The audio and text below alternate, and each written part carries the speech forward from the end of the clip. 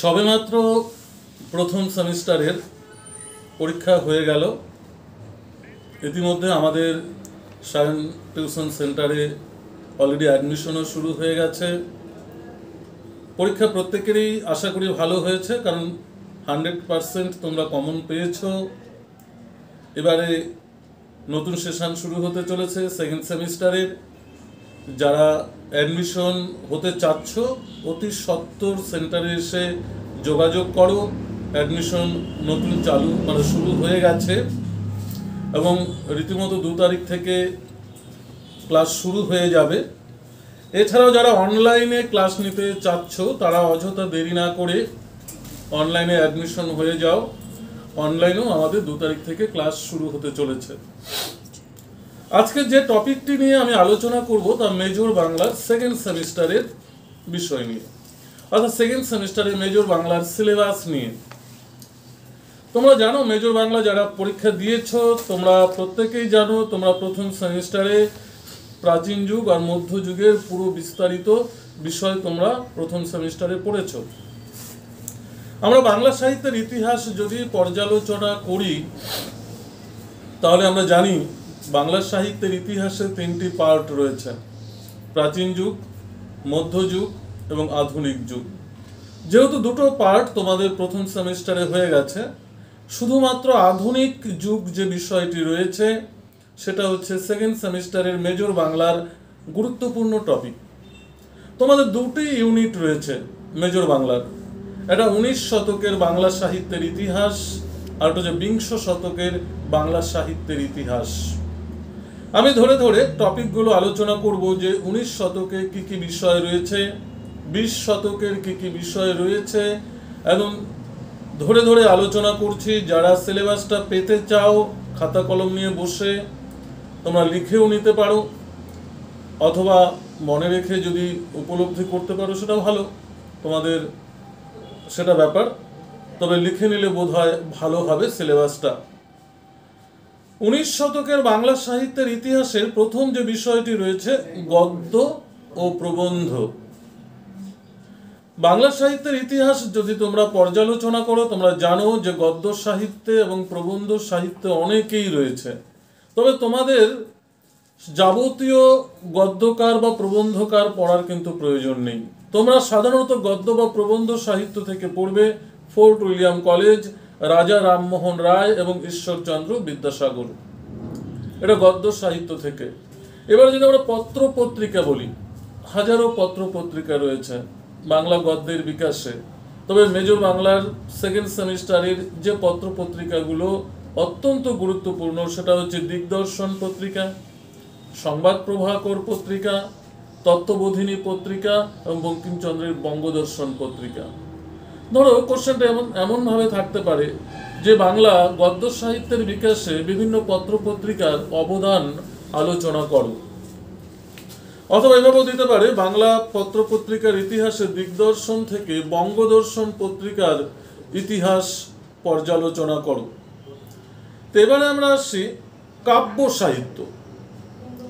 সাহিত্যের ইতিহাসের 19 শতকের ইতিহাসে যে কাব্য সাহিত্য রয়েছে, অনেকেই কাব্য রচনা করেছেন। 19 শতকে যারা কাব্য রচনা করেছেন, যাদের কলমের ছোঁয়ায় 19 শতক ধন্য হয়েছে, সেরকমই কয়েকজন কাব্য প্রতিভা আমরা মেজর বাংলার সেকেন্ড সেমিস্টারে পড়ব। ঈশ্বর গুপ্ত, মাইকেল মধুসূদন দত্ত, বিহারীলাল চক্রবর্তী, রবীন্দ্রনাথ ঠাকুর। তবে রবীন্দ্রনাথের যে 8টি পর্ব রয়েছে সব পড়ার দরকার নেই। তোমরা পড়বে মানসী পর্ব, সোনার তরী পর্ব। 2টো পর্ব অত্যন্ত গুরুত্ব দিয়ে পড়তে হবে। এবারে আসে আমরা নাট্য সাহিত্য। এই মেজর বাংলা নাট্য সাহিত্যে যাদের রয়েছে, প্রথমত যার অবদান নাট্য সাহিত্যে না বললেই নয়, তিনি হচ্ছেন মাইকেল মধুসূদন দত্ত। এছাড়াও রয়েছে দীনবন্ধু মিত্র, রয়েছে গিরিশচন্দ্র ঘোষ। তবে গিরিশচন্দ্র ঘোষের সর্বাধিক যে জনপ্রিয়তা পৌরাণিক নাটক এবং সামাজিক নাটক। ধরো পরীক্ষা এভাবে দিতে পারে 3-এর জন্য বা 6-এর জন্য যে গিরিশচন্দ্রের পৌরাণিক নাট্য প্রতিভা আলোচনা করো। তিনি বিভিন্ন ধরনের নাটক রচনা করেছেন। তবে তোমাদের সিলেবাসে যে বিষয়টা রয়েছে সেটা হচ্ছে পৌরাণিক ও সামাজিক নাটকে গিরিশচন্দ্রের অবদান আলোচনা করো। এবারে আসি আমরা কথা সাহিত্য। ঊনবিংশ শতকে যেসব কথা সাহিত্যিক উপন্যাস রচনা করেছেন তাদের মধ্যে বঙ্কিমচন্দ্র চট্টোপাধ্যায়, স্বর্ণকুমারী দেবী এবং রমেশচন্দ্র দত্ত।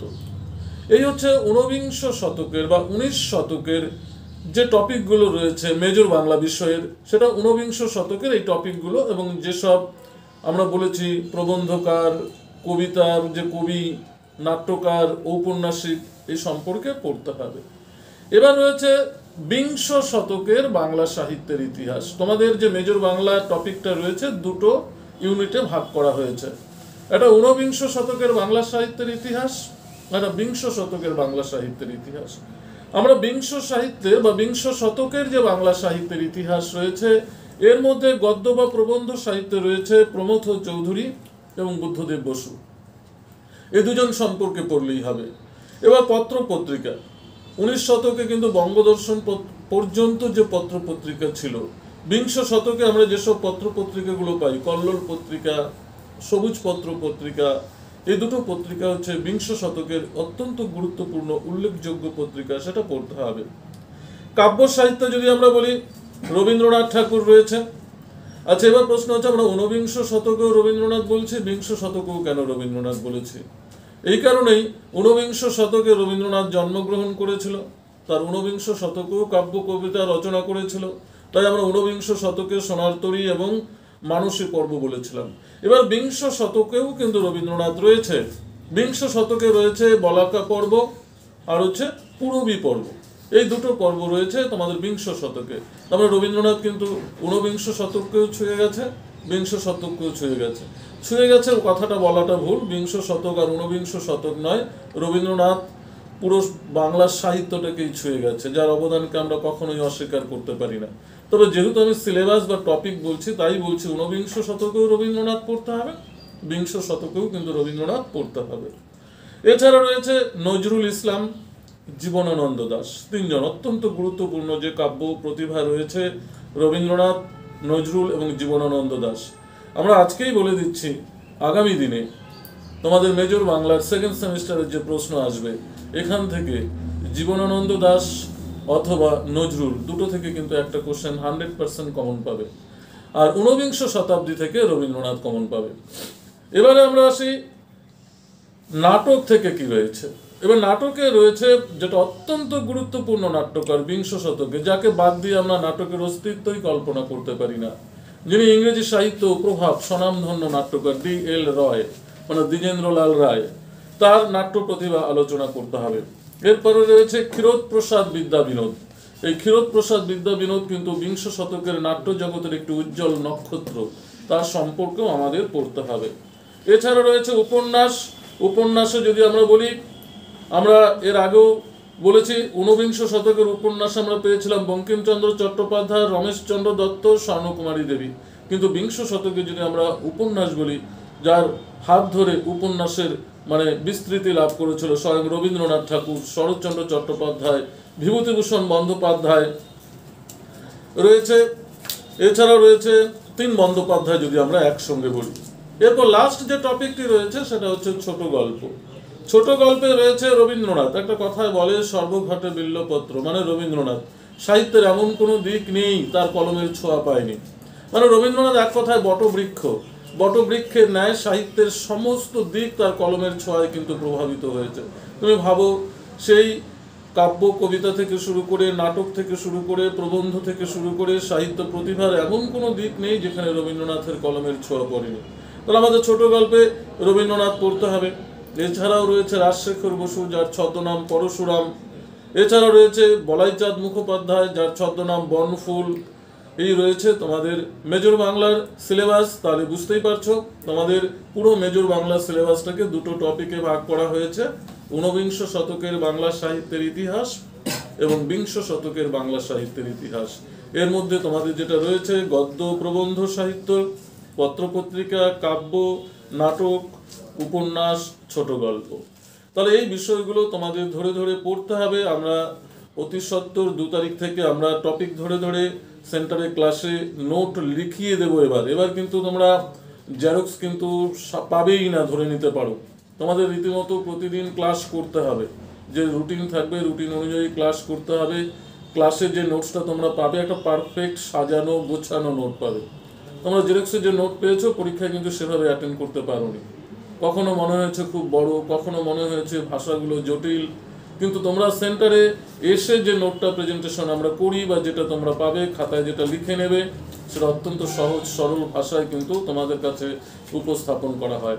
তাহলে চেষ্টা করবে প্রতিনিয়ত তোমরা ক্লাস করবে, আগামী দিনে ভালো রেজাল্ট করবে। আমরা তোমাদের যথেষ্ট সাহায্যের হাত বাড়িয়ে দেবো, সাজেশন এভাবে পেতে থাকবে। আর যারা অনলাইনে অ্যাডমিশন হতে চাচ্ছ, অতি সত্বর আমাদের যোগাযোগ করো, ফোন নাম্বার দেওয়া আছে, অতি সত্বর যোগাযোগ করে অনলাইনে নাম নথিভুক্ত করো এবং কন্টিনিউ ক্লাস করো। তোমাদের চলার পথ সুগম হোক, আমাদের চ্যানেলও তোমাদের দ্বারা সুগমিত হোক, আগামী দিনে আরও ভালো জায়গায় পৌঁছোক, তোমরাও ভবিষ্যতে সফল হও এই কামনা করছি। ধন্যবাদ।